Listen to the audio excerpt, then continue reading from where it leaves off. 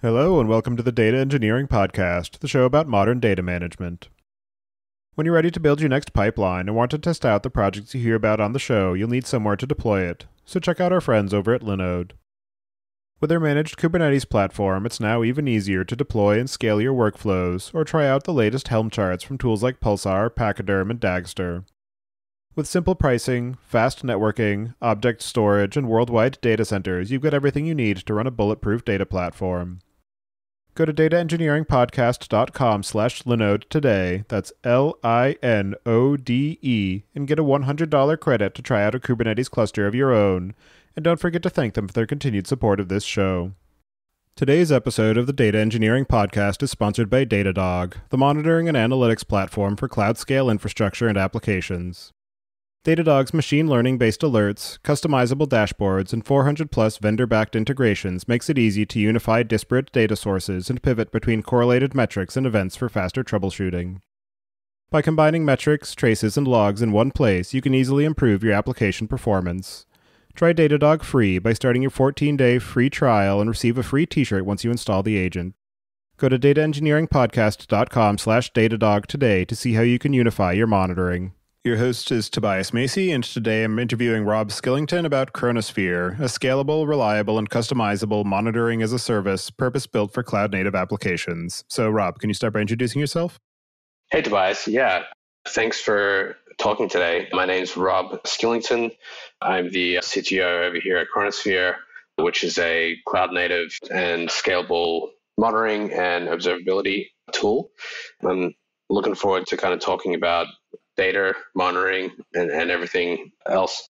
Do you remember how you first got involved in the area of working with data and dealing with metrics and logging and all of that fun stuff? As a developer, going back to my very first few jobs, is obviously kind of observing and collecting data about how your application or the data that you're storing is obviously always a core competency. But I guess I got more involved when, I was working on a reporting system that had to serve reports for different search terms for searches that were done on a kind of a marketing inventory site for architectural products. And so this was a marketing firm, marketing company that hosted several catalogs online for different products, and we built a lot of reports for them to understand how people were performing searches on the sites and what kind of terms led to this and then that, and then just the amount of data that we had to collect and then aggregate to give any meaningful sorts of insights into that data was pretty interesting. And we did a lot of work to aggregate and roll up that data to make that product experience worthwhile. And that was something that I worked on while I was at university still. And then when I went to Microsoft after leaving university in Seattle, I kind of worked on monitoring for the Azure Active Directory team.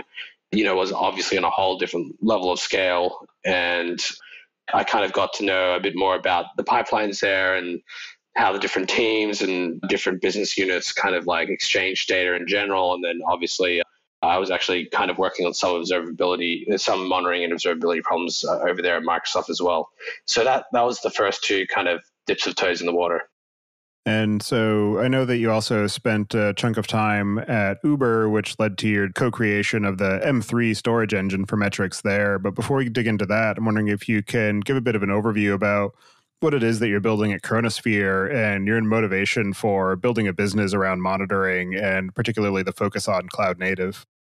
So I definitely at Uber was where I like to say that we were given the opportunity to really dig our fingers into a pretty thorny problem that the business was facing, which was operating at a level of scale with the amount of real-time data that was flowing through the business and giving them the foundations to be able to make sense of that and also be able to reliably operate their systems.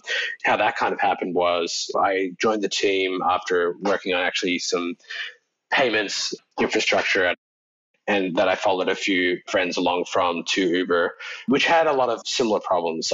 When a payment system is down, you have a lot of very frustrated merchants because they're literally losing money every second that you're down, unable to run their business and take credit card transactions from their customers.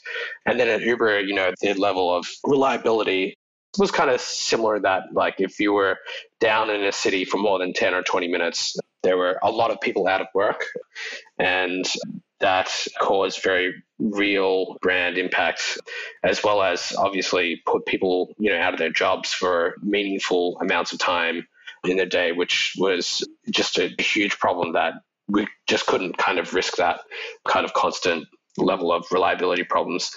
So when I was kind of like working on that team on the marketplace matching system that I joined Uber for, after about 6 or 9 months, when we'd kind of rewritten the Node.js dispatching services into more robust set of microservices for dispatch, I got the chance to kind of look around and see what else I wanted to help the business with. And metrics, both a system level as well as operational level metrics that was used very widely by the rest of the company, was something that was causing both the inaccessibility to really use them at the level that folks wanted to, as well as the amount of scale problems that the business faced to continue to make that a tool that was actually useful to developers at Uber was something that I wanted to dive into and spend pretty much the next 4 and a bit years kind of solving there with my co-founder, Martin. In terms of the challenges that are inherent to monitoring, I know that there are a lot of usage patterns that are unique to metrics and log data that aren't necessarily represented in other types of data use cases. So I'm wondering if you can just talk about some of the complexities that arise because of the ways that monitoring information is used and the patterns around that, and how the advent of cloud native environments and workflows complicates things further. I think that basically when you talk about like storing data and the amount of information that you store, a lot of people tend to think, oh, perhaps IoT is massive scale, perhaps, like exploring the data collected by LiDAR on a self-driving car is massive. And while those use cases can be large in individual deployments, they're not at the scale of how much an individual computer and even your laptop can emit information about it in a very high frequency nature. Your mobile phone is running hundreds of processes and sending tons of data to the internet every second. And so it tends to be actually like outside of all these, use cases that we thinking are on the verge of like causing large volumes of data for us to collect and analyze. While that is true, software itself is probably the leading use case for both constructing information about how it's running, and then the volume that is at tends to be one of the highest volumes of information recording that we're seeing in the real world. At least generally, I think most people are in agreement that just the level of scale and granularity that information is kind of can be collected at and looked at is rather massive. And so, as you kind of mentioned, how to even harness that is tough and difficult. There's so many intangible things about software, and so you kind of have to limit your scope to, what kind of things do I want to actually pull out of this infinite sea of data that could be generated about a piece of software running on a device somewhere. And today we extract 3 main kinds of data, which is log-like data. So something that you as an application developer wrote to capture about an event that your program did that you want to look at later. Metrics, which is more like a signal that could be kind of emitted from your program in a more type-safe way, I would say, than logs. You've got to choose a type of metric, and then you've got to choose the different specific dimensions that you want to be able to pivot on that metric. It's kind of less free-form than logs, but then by the very nature of you having to think about what that metric is to expose it can be more meaningful to you as someone when kind of like looking at metric data versus log data, because you already put in the thought to describe kind of like what you're measuring with metrics.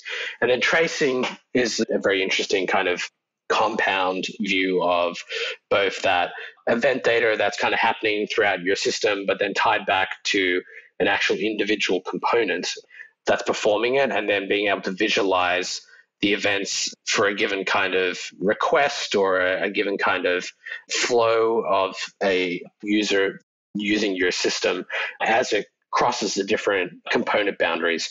In the cloud native world, we think of most of the time those boundaries are bits of code executing between different microservices or back-end services. And that's kind of where the component is thought to be captured at the granularity of an event being attributed to a component. But tracing can also be used, obviously, on a mobile device to look at a complex piece of iOS or Java software is running on your Android or iPhone device as well, because you have many code libraries, obviously, that you call into from your application, and then obviously the operating system is doing things. So tracing is kind of a way of looking at a call diagram across component boundaries, and those component boundaries are different based on what you're kind of observing. And the tracing aspect of things is definitely relevant, particularly when you're working with distributed systems, which is a common problem domain in the data space, where you want to be able to understand what are all of the interdependencies between these systems based on just this one request. And also with the case of microservices and the advent of cloud native kind of expanding the availability of that as an architectural pattern, you might have 5 different teams, each supporting 5 different services. And unless the top-level system architect, you don't necessarily know what are all the interconnection points. So if you're trying to debug a problem in a service that's nested deep in the stack, you need to be able to understand what are all the systems that it traversed and what were the actual function calls that happened along the way to be able to even comprehend what might have gone wrong. Right. Yeah, that's where tracing is great at helping you orient around a problem and kind of start to understand the complex relationships and code paths that are kind of executing in a very black box way. Yeah, I think as we obviously continue to develop more services and more products on top of cloud native infrastructure and systems in general, yeah, it's going to be a fundamental building block that we're all going to be pretty reliant on in the near future. In terms of the actual metric storage, I know that, as I mentioned earlier, you helped to create the M3 storage engine at Uber to be able to handle the scale of metrics that you're trying to deal with. And I know that there are a large number of different time series databases that are on the market. They all have different optimizations that they build in and different target use cases. I'm wondering if you can just describe what were the pieces that were missing in the overall ecosystem of available time series storage engines that made you feel that it was necessary to build a new one from scratch to be able to solve your particular problems? Great question. And something that was not an easy decision to make. As you mentioned, there is so much out there today accessible for collecting and storing time series like data. I guess my answer really starts with kind of understanding why are there so many different types of kind of time series like or specialist databases out there today right now.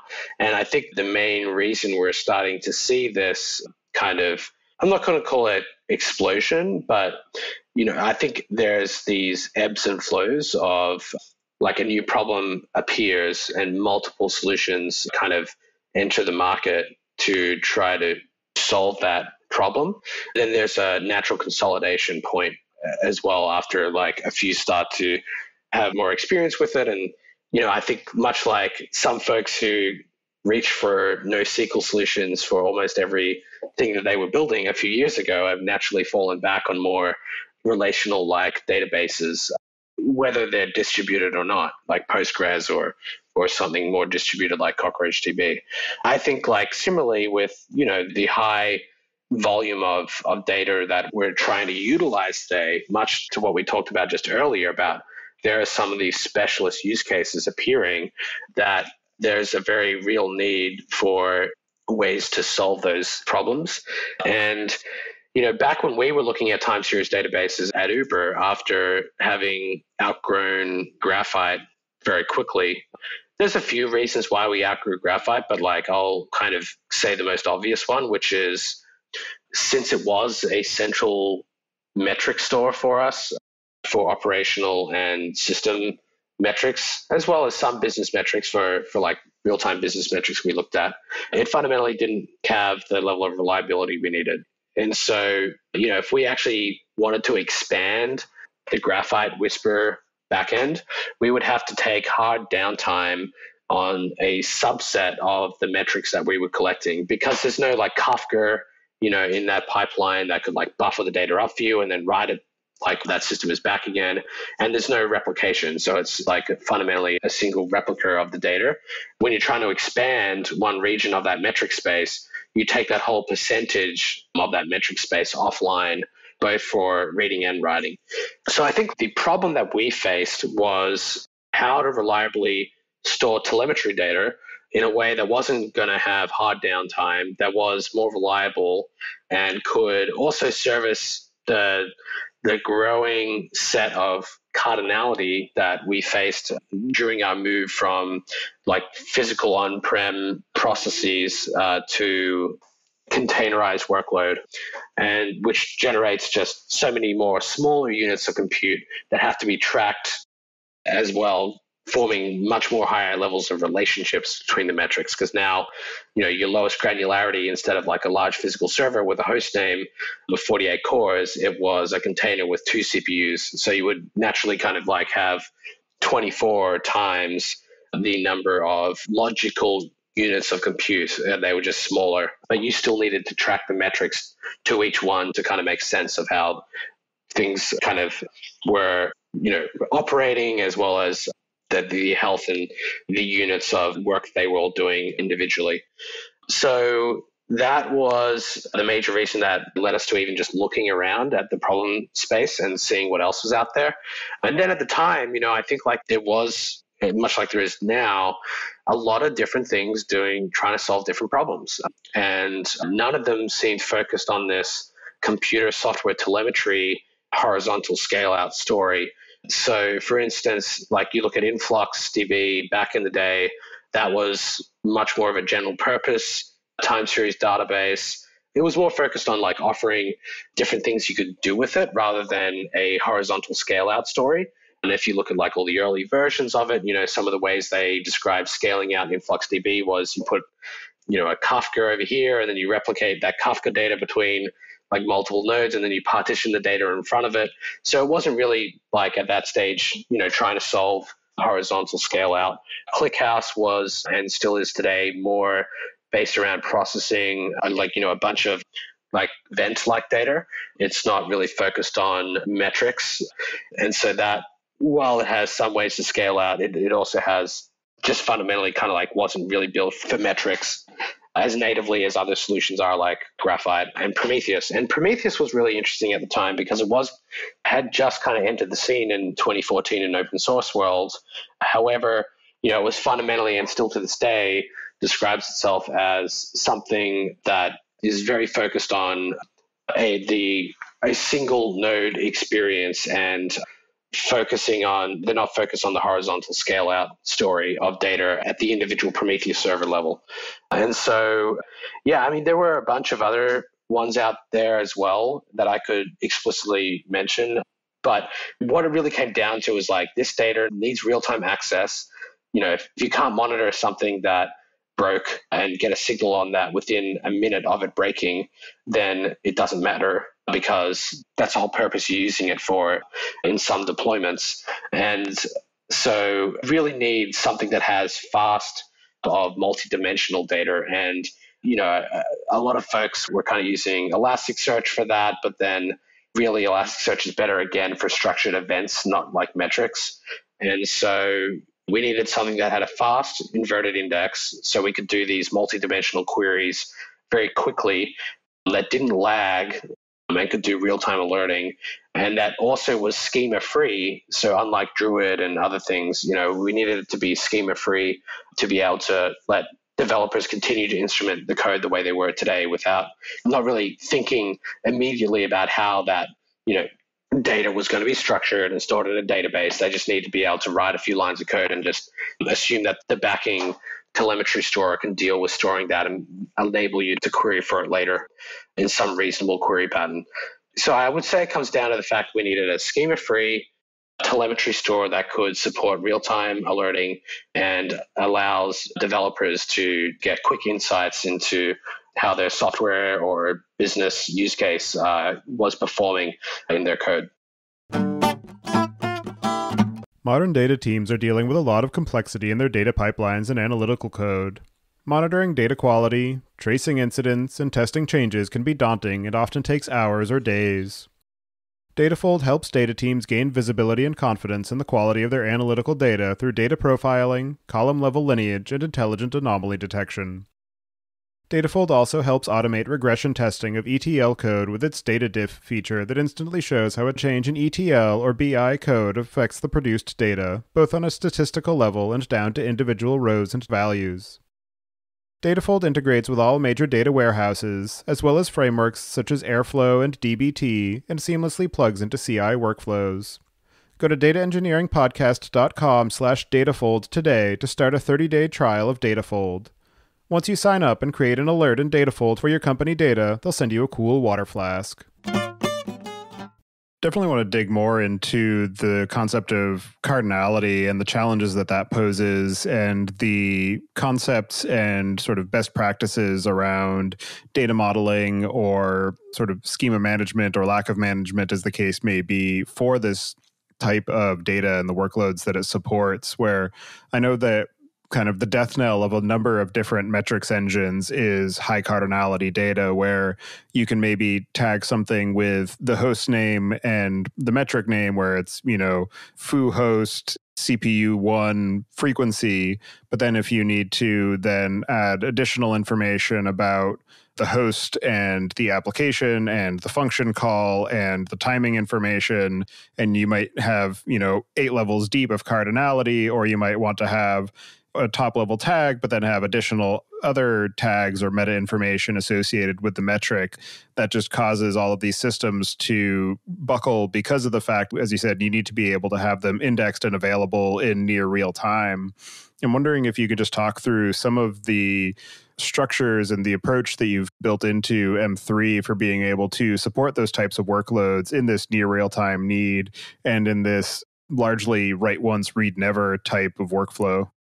That's something that, a lot of folks have to deal with, and it's not a fun problem to deal with.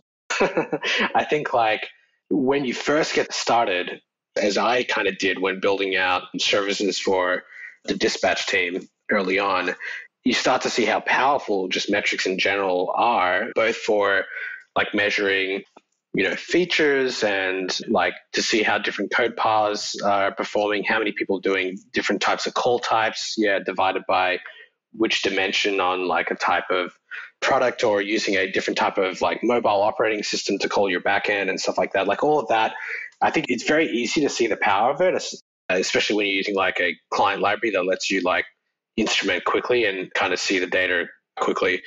But as soon as you run into a cardinality problem, you start to have to put in extra work to really understand why is your queries for this type of metric data suddenly become extremely slow, and understanding the why is something that kind of degrades from the magical experience you had of just being able to instrument and get answers about things quickly. The schema-free thing is, really attractive, but then you run into this cardinality problem quickly when, you don't think about how adding an extra dimension to the metrics can explode the space of the different permutations of types of data that you'll actually want to look at now and query over. So I think the things that Chronosphere and using M3 as well, behind the scenes kind of try to face this problem domain is shifting it away from you having to fully understand why that cardinality problem exists. The first few things that we try to do there is give you the levers, at least, to correct certain telemetry signals that have too many dimensions on them.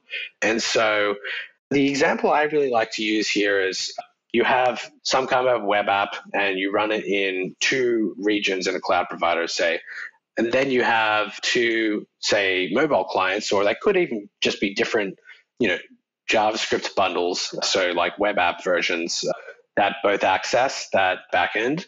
Then you can imagine that one client version, hits like a front end service and then talks to an API server, and that talks to MySQL to get some results for, say, a search result. And then you may have another client app, so let's say Android versus iOS, where maybe the Android version also has like a support chat feature to it, which talks to Redis to get like the latest messages for you. So this iOS app is calling your web app, accessing MySQL, and this Android app is accessing the web app, but talking to both MySQL and Redis, because MySQL is searching the search results and Redis is seeing if there's any new messages to display in the app. And so typically you can imagine, what if your Redis fails in this app, but it only fails in one of the regions that you're operating in, so say US West instead of US East. So the best way to monitor your software is to really observe what the user is seeing, right? So because like you could honestly monitor thousands of things that are happening in your system, but the ones that really matter are the ones that like literally cause like an error bubble to show up like on your end user's device, right? So monitoring from the edge, you probably get an alert that you're seeing some internal server errors or 500 responses being returned from your web app. To actually start debugging this problem, you need to know the HTTP route, so like the API/search HTTP route, and you need to know the client version, the fact that it's an Android client, and you also need to know what region it's in, which is like US West. You start to add up like some of these dimensions here. You want to search on the HTTP route, and maybe you have, say, 100 HTTP routes that your web app, which has been around for a year or two, now has. You want to alert on the status codes. So say it's like 5 major status codes, 2XX, 4XX, what have you. Maybe you're running in, 6 to 12 regions because you're deployed close to where these devices are running, and maybe you have like 40 different client app versions, because maybe it's not just iOS versus Android, it's actually the actual type of version as well as the platform that's calling you. So these are the type of dimensions you want to start to think like, hey, it's a search endpoint. It's Android v2. And it's in EU West. I'm also seeing that Redis is unhappy. It's correlated to this code path. So anyway, to get that level of dimensionality on your, like, how your requests are performing at the edge, say you had some of those numbers I was talking about, 100 endpoints, 5 status codes, 12 regions, say, and 40 client versions. That's 240,000 unique time series. And so that's a pretty high cardinality metric that we're talking about. And that's just capturing status codes at the edge of your entire web backend tier. So at the edge of where your environment finishes. There's things you can do to make that quick, which is like remove dimensions off of it, but then that makes, the alert or the data that you're looking at much less valuable to you. And so also imagine if, you want to put in the country where the user is calling from. Perhaps you have some different logic based on the user's country. That's a multiplier of 250. So now you're multiplying 240,000 time series by 250. And so I guess like it's very easy to get into these like cardinality explosions. And that's kind of like one of the better concrete examples that I like to talk about. And a lot of people, I think, derive a high amount of value from kind of adding, like at some point it gets a bit ridiculous adding on every nth degree dimension, but some of these are not, like we talk about HTTP route, status code, region, client version, and maybe like some data about the market that you're running in. It's not like a crazy ask to have those kind of dimensions. So yeah, moving a little bit on to, how we think about solving this, it's really about kind of giving users the levers to instrument first, not worry too much about cardinality, and then be able to actually make sense of the data later. So one of the big things that Chronosphere and M3 does is, provide both in front of the time series database, we have a streaming metrics aggregator. And you can think of that similar to platforms like Apache Storm or Flink. And what it's doing is it's transforming the data as it's being emitted, and doing that by acting on these messages in memory and then computing aggregates and then passing those aggregates on to the time series database. So you can imagine that by default, a lot of this data that I even talked about just then might have like a container value on it. Now, if you have like 100 containers deployed, now you're taking that 240,000 time series and you're multiplying it by 100 again to get into the many millions. So sometimes people say, I want that level of granularity, but I actually, maybe for latency or for other types of data, I don't actually need the container level instrumentation. I want the container level CPU and stuff like that, but I don't need like the crazy cardinality on the request metadata. It's really easy in our platform to kind of like profile the metric stream as it's coming in. We do weighted sampling to kind of show you, and we use reservoir sampling, the weighted algorithm, to kind of show you like what the stream of metrics coming in by its dimensions are, and lets you like group by different tags of the dimensions, and then kind of slice and dice by the highly unique ones or the ones that appear on everything with a low frequency of unique values, so you can kind of like divvy up the metric stream. And so that lets you kind of like see the shape of your data, and then you can like from a few clicks from there, you can start to create pivots on that. So derived aggregated metrics that can be that at streaming time are pulled in and aggregated and give you much, much faster roll-ups on these views, so that you can both alert on them, but also see like, look back 30, 60, 90 days or a year, and the graph actually loads instead of going to have to process, hundreds of terabytes of raw data across those millions and millions of unique time series to actually give you a response there. So a lot of what we think about with like M3 and Chronosphere in general is about coming back to that problem of like to give meaningful, fast results, just like I was talking about on the architectural website I worked on ages ago. This data has to be aggregated to be useful, and you also need to find the slivers, of those time series quickly. It's not fast enough to grep through them like you would with log or structured events. The other thing as well is like if there is some industrial use cases you want to onboard that are high cardinality and you want to keep the raw data as well, you need to be able to horizontally scale that out quickly. So, if you're kind of like pulling data into these silos in different monitoring databases that aren't connected to each other, it becomes really hard to ask a question about like over high cardinality data, that kind of where the data lives in all these different systems. So much like the benefit of HDFS brings to big data, and like a data lake typically brings to businesses by kind of centralizing that data, being able to reason on it in one place.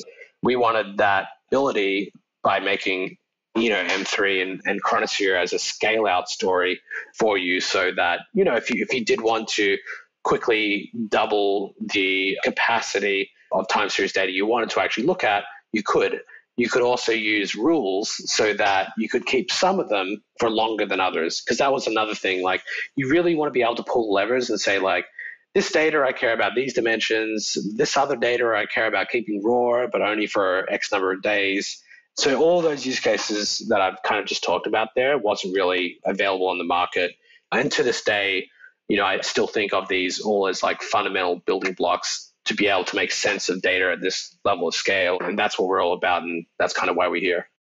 Digging more into the Chronosphere platform itself, can you talk a bit about how you've architected that and some of the features and capabilities that you've built on in addition to what M3 offers out of the box?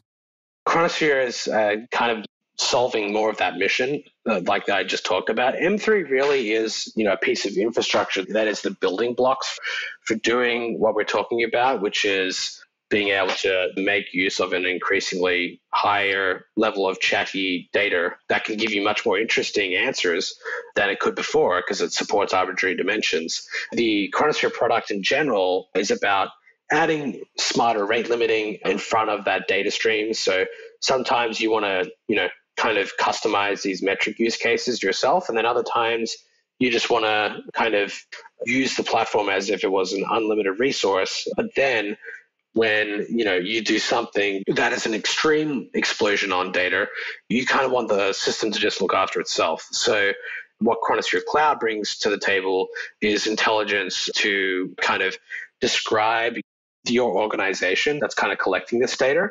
And that can just be as simple as like every metric that's coming from Team A has Team A's tag on it or label, and Team B has Team B's label on it.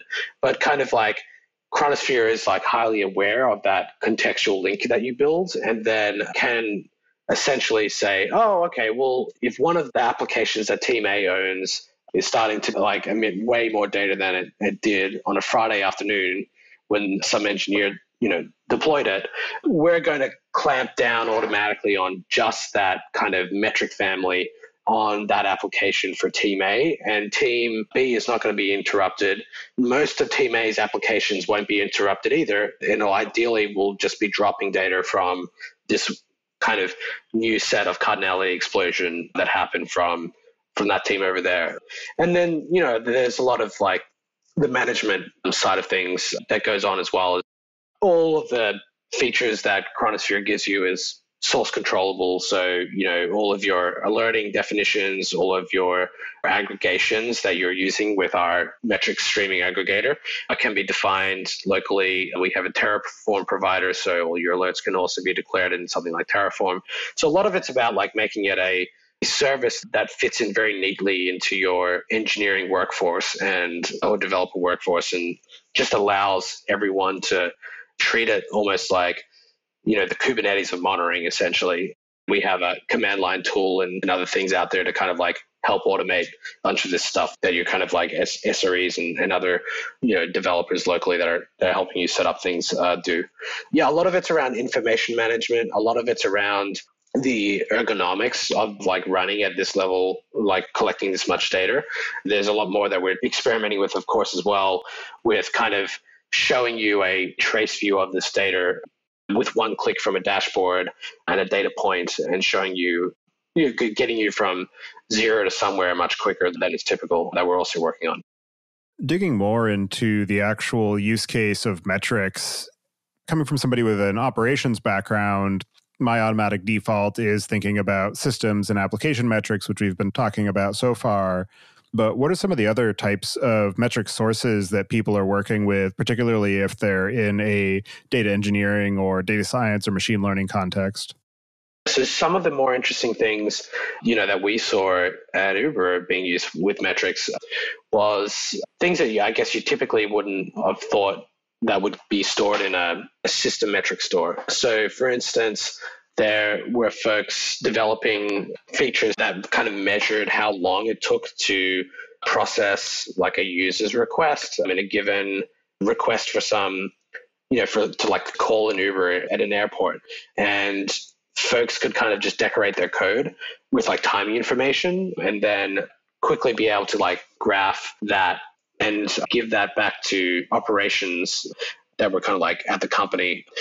Typically, like you could build a feature like that by, capturing how long that dispatch took, saving that to a MySQL database or some other data warehouse, and then kind of like doing a more typical MapReduce job. But A, doesn't give you the data in a very real-time nature. And also B, you have to go through the entire process of data modeling for that event and kind of like making sure that gets into the data, your local company's data pipeline, whether that's using Kafka. You have to choose like a schema if you're using Avro or some other structured format to describe that event. And then, of course, it's not like you get a graphing view a lot of the time. You're stuck with like getting the SQL output of, or some kind of MapReduce output of like a Hive query for that data. And so the turnaround time on getting some of those answers and then also being able to monitor on that data was just a lot quicker to do with metrics. So for instance, like the mobile app experiments was a lot easier to kind of monitor in an aggregate form in the metrics and monitoring store than it was in the typical data warehouse. For getting like responses on, hey, I'm rolling out a new experiment. I just turned it on in these like in these geo areas or with these client versions in the beta channel, like, did things get slower in terms of request latency? Did certain events like help support tickets being created go up or down? So you can kind of like measure core KPIs and drill down on a per experiment basis on like, how was that experiment doing? Was that degrade? Like, was there likely a bug with that experiment that wasn't showing up in any back-end metrics, but you could see from a divergence in the front end, how the product was being used in the mobile app, and do that in kind of in real time without waiting for a data pipeline to kind of process all these events and give you anything meaningful a few hours later. So, that I thought was one really interesting. Both of those use cases are fairly interesting. You'd kind of typically think of them more obviously being solved with a more typical like pure data stack, but had a lot of value in being replicated, that data, or even sometimes starting out in the metrics and monitoring store before being modeled, to a high level of detail and then stored somewhere else for more like deep analytical use cases. Those are two ones I think that is definitely interesting. The other one, of course, which you kind of alluded to, was the metrics and monitoring store being used for kind of measuring the performance of machine learning models, both the models and the features, tracking things like their availability, capacity, utilization, staleness, tracking like the online feature serving, how long that took, how much throughput or errors or other kind of signals throwing off about how accurate the models themselves thought they were performing. Things like that were really interesting and gave a lot of quick turnaround time for people that were iterating on machine learning models and stuff like that. And then, for things like what kind of like the ability for us to just surge our like a scale out model and just add servers to this kind of consumer grade backend, right? Like M3 and Chronosphere is really just about being able to look at everything as something that can just be used consumer grade, like hardware to just scale out quickly and cheaply. And so that kind of let us run things like monitor how would different surge algorithms actually perform. And so while surge algorithms were running for different geo hexagons, like a few different versions of what the surge algorithm could be tweaked to do would run at the same time and then emit their values as a discrete like float value into the metrics and monitoring system. And therefore you could kind of like go and see how surge would have been at different points in time using a different algorithm. Similar to the machine learning model case, just having that ability to kind of say, okay, I'm going to like purchase a few more like compute instances here and collect this data. I only want to keep it around for like 7 days or like a few days, but just being able to scale that out and then scale that back in really easily was super valuable. So, the kind of like surge algorithms we're talking about here ran over, like they could touch any kilometer wide hexagon.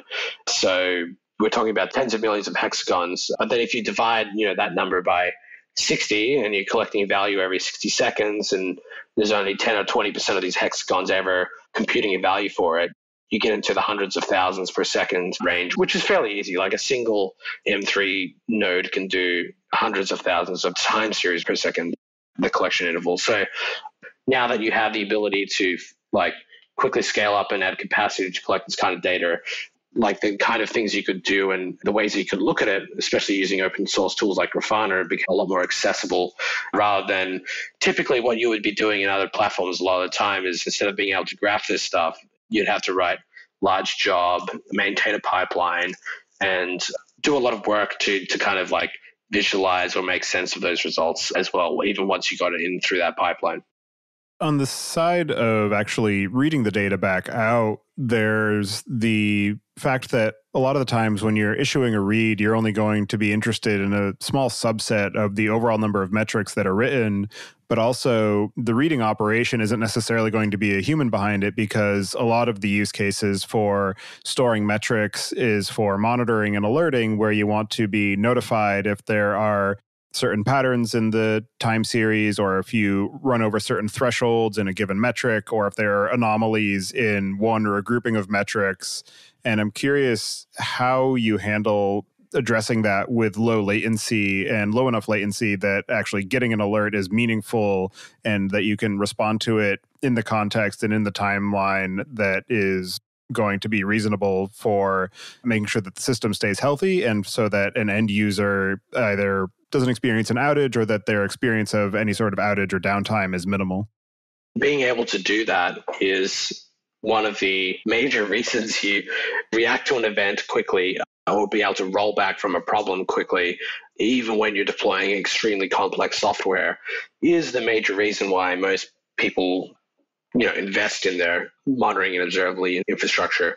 You just couldn't really build systems as complex, have this many kind of different accesses and code paths like 10 years ago, because like you just would have no way of even working out what's going on unless you waded through tons and tons of log data.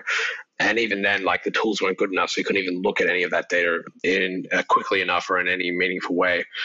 So yeah, that is the majority of the challenge of kind of like finding these sub-slices of time series you care about and being able to alert on them in very near real time, like seconds after the events happen. And so, a lot of what goes into that for us, it's both like solving that at a technological layer. So like designing and architecting things so that they can do very high frequency evaluation on this data. And then it's also, of course, about like operational excellence. If you have a monitoring system that's going down all the time, then you're really only getting so much coverage. And yeah, you're kind of flying blind for significant periods of time. I think of the two axes in terms of like being able to do that at scale and then also being reliable enough that it can actually be dependent on that it will guaranteed tell you when there's a problem, even if it's like this tiny thing experiencing an issue in the pretty large set of infrastructure. And so, some of the things that make this all possible for us is obviously we replicate the data 3 times so that you can lose multiple instances of all your data and everything keeps humming along. So that doesn't mean that you just have a gap in your monitoring.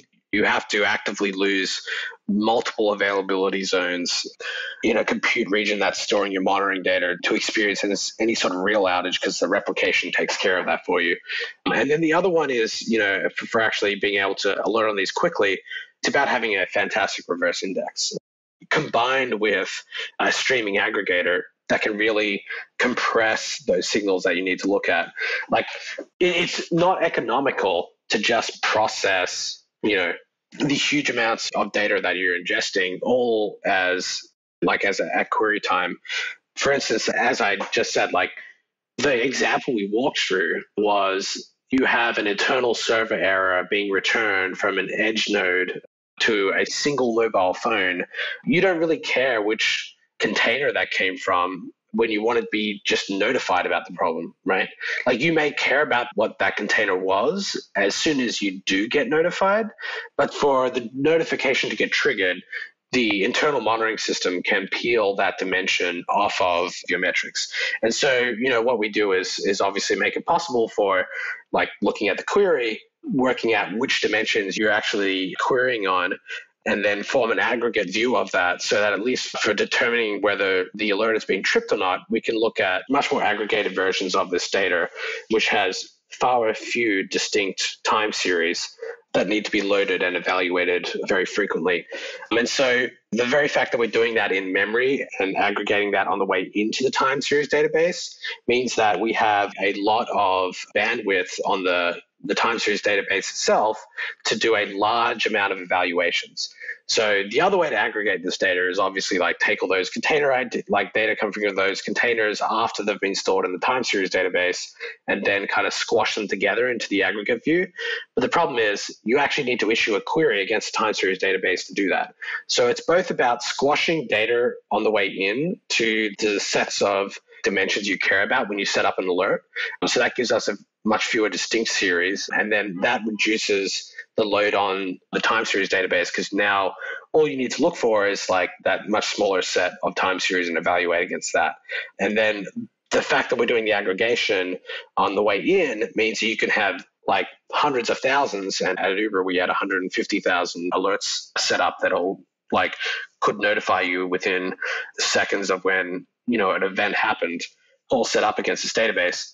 And so that's kind of like the major architectural ways that we get to, having a highly reliable system that's always up, that can also collect a lot of these signals at very high cardinality, but then give you an answer about when there's kind of like an expression that's tripping. And then from there, you can go and look at the raw time series very easily by just clicking on that alert expression and seeing the raw underlying data and see which like container is misbehaving. And then, of course, like to actually get to those few distinct time series that we're talking about, that reverse index and it being scalable is incredibly important because it allows you to take a multi-dimension set of values, map that into a postings list, and then pull like the exact time series that match your query, rather than having to go and do like a scan or a search of like a sorted string table or anything like that. So it's kind of like the very opposite to a pure column data store. You're really marrying an inverted reverse index, which is much like Apache Lucene and Elasticsearch is built on top of, with a column store that has a highly compressed set of the time series actual data. And you use the inverted index to go and quickly find which one of those like billions of time series to kind of present based on your multi-dimensional query. Yeah, it's definitely an interesting problem domain and a lot of complexity to dig into. It's definitely interesting to see the number of different ways that this problem has been addressed and attempted to be solved, and how each time there's been a sort of architectural shift in the ways that people are building and deploying their applications, it leads to another generation of metrics engines and time series engines that are needed to be able to keep up with the growing complexity and the number of different sources of information and consumers of that information. Yeah, definitely. And I think like how we're solving it is really just trying to give you like the magical experience that you get when you first use these tools. But, solving some of these fundamental like questions that we're asking of our software is, I think like can be achieved in multiple different ways. We're obviously optimizing one experience. And over time, I think like, monitoring in general will change. Like it, much like civil engineering has, certain ways things are done and are codified and have been codified over a very long amount of time. Software engineering is codifying how we, think and operate on building systems. Yeah, monitoring and observability is fascinating. Why I'm happy to be doing this for 10 more years, because it is a very core pillar of how we build systems, how we will continue to be able to build systems in the future, and is one of the most fundamental building blocks for being able to actually build a system that works. And in terms of the actual use cases for Chronosphere and M3, what are some of the most interesting or innovative or unexpected ways that you've seen it used? We have different customers that are doing things like collecting a whole bunch of telemetry data about physical storage systems and kind of like collecting them. So there's definitely like IoT use cases. We also have customers like Tecton, who I believe was on your podcast just a few episodes ago. Actually, if you visit our website, you can see their write-up on how they use Chronosphere, which is for basically monitoring the feature store that they run and also providing other metrics to their end users of their machine learning platform. I think like that is definitely a fascinating use case. There was, a bunch of times where I've also seen this kind of like M3 in general used for things like storing a whole bunch of telemetry data from self-driving vehicles, which I thought was pretty interesting. There's a lot of different things that you would want to kind of inspect about a data set and make decisions on very quickly that only a system that gave you very low latency access to time series data can do. And so, those are a few of the use cases. But, I like just in general, I don't know what, how you feel as obviously you're experienced in this space about running software and kind of like reasoning about it. But I'd love to hear your thoughts on this. I, in general, feel like there's a lot of more higher level concepts and signals about the very code people are writing today that are going into things like metrics that wasn't before, leading to some really interesting things, like auto rollback of systems, telemetry about like how things are kind of communicating with each other, outside of the data center. So I think like some of those are super exciting. They're more generic software monitoring patterns that are starting to appear. But yeah, do you have any thoughts on the evolution of how that's changing? Yeah, I definitely think that the availability of metrics engines, particularly as a service, has driven a lot of adoption around being able to actually instrument applications. And with the growth of containers and the corresponding growth in smaller service sizes and the rise of things like open tracing, a lot more teams are actually starting to adopt things like data sampling and request sampling to understand how their systems are communicating with each other, how their systems are interacting with external dependencies, which was generally more of a black box, bringing in more information from things like the database to understand what are the latencies in query time, how can you optimize the code paths there. Definitely a lot of opportunity for being able to actually bring that information into the development lifecycle to ensure that you can improve your product without having to waste a bunch of time just trying to figure out what is actually happening. Why are these code paths slow? And just, digging through code, you can, as you said, just throw a metric on something, release it, and then quickly get feedback on what the behavior is. There's definitely been a much bigger focus on observability as a first-class concern of building software systems than there was, 10 or 15 years ago. And I think that it's definitely a positive trend and one that I'm happy to see continuing. Yeah, most definitely. I mean, one of the major things that we're experimenting with now is like native trace storage in M3, which I think is really interesting. Like typically back in the day, a certain user was experiencing a problem, you would start a giant grep on all your logs. And, and then kind of like in your entire distributed system, like where finding the logs from each system was also, you couldn't do like a query across all systems for logs for that user. But with things like tracing and being able to actually index certain fields on this, like say, for instance, not indexing everything about a trace, but things that are important to you, like user ID, and being able to reliably get a trace back from that because you're using not just like sampling, but some other like tail-based sampling kind of strategy. Yeah, all this stuff is going to be very meaningful for changing how we actually perform the day-to-day tasks of like building systems. And I'm definitely excited to see that development. And in terms of your experience of building the Chronosphere business and building out M3 and contributing to that and just running this metric system, what are some of the most interesting or unexpected or challenging lessons that you've learned in the process? I think like a lot of it is the want to do everything under the sun. Obviously, that's impossible. And then really kind of like making a decision on what is it that is important and solving those most important things every day and being religious about solving the most important things that matter. I think like it's easier to sometimes work on a problem that's interesting rather than the problem that's most important. And so I would say at Chronosphere, really focusing on making sure that everyone is the master of their domain and all our teams are strong teams that can function independently and everyone is empowered to independently and autonomously kind of deliver and work on the system has been honestly the most important thing, even as much as I want to get my hands dirty with a little bit of M3, still. So, I think like it's just been a rigorous prioritization function that I apply every day. And, I think like everyone's going through a different world with the pandemic as well, and then working, shifting to their lives around that.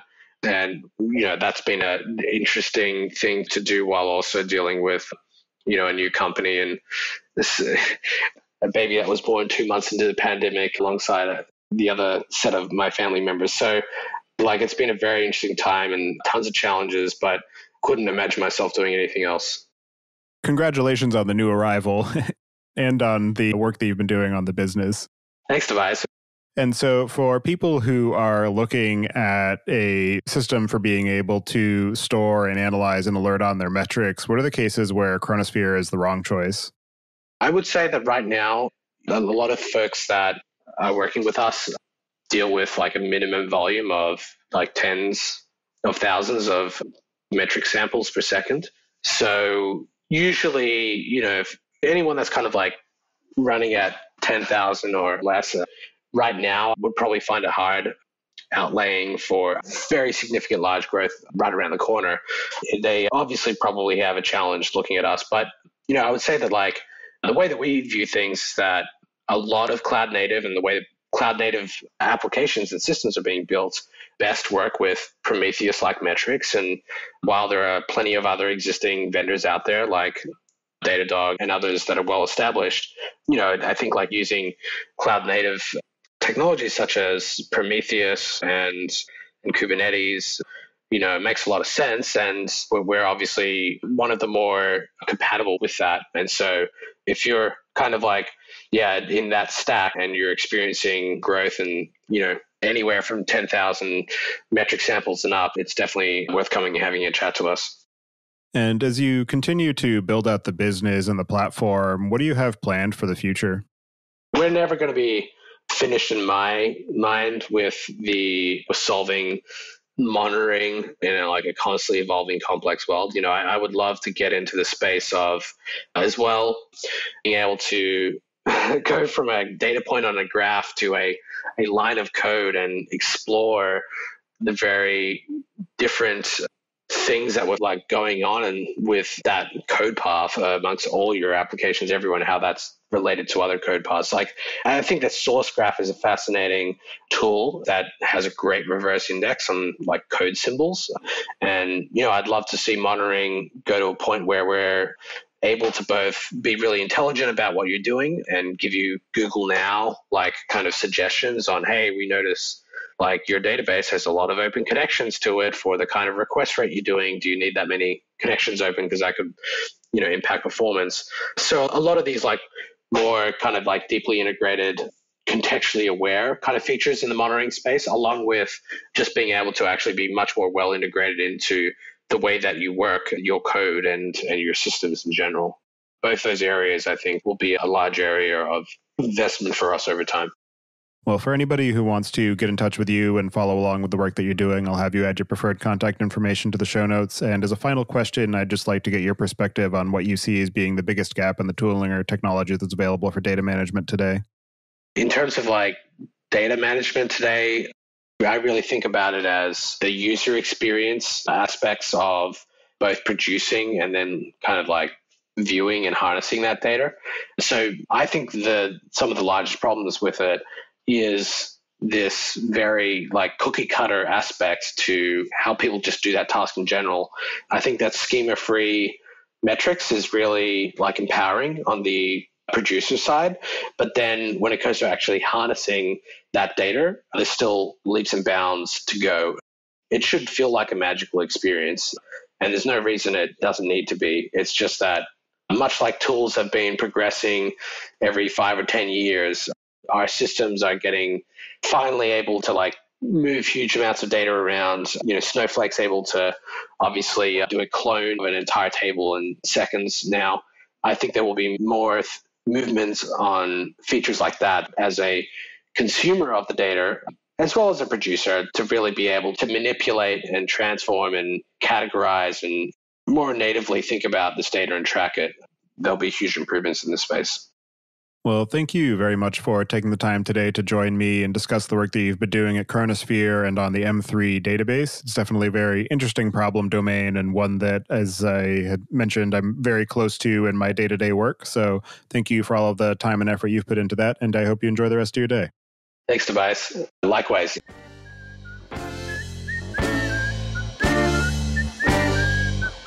Listening. Don't forget to check out our other show, podcast.init, at pythonpodcast.com to learn about the Python language, its community, and the innovative ways it is being used. And visit the site at dataengineeringpodcast.com to subscribe to the show, sign up for the mailing list, and read the show notes. If you've learned something or tried out a project from the show, then tell us about it. Email hosts at dataengineeringpodcast.com with your story. And to help other people find the show, please leave a review on iTunes and tell your friends and coworkers.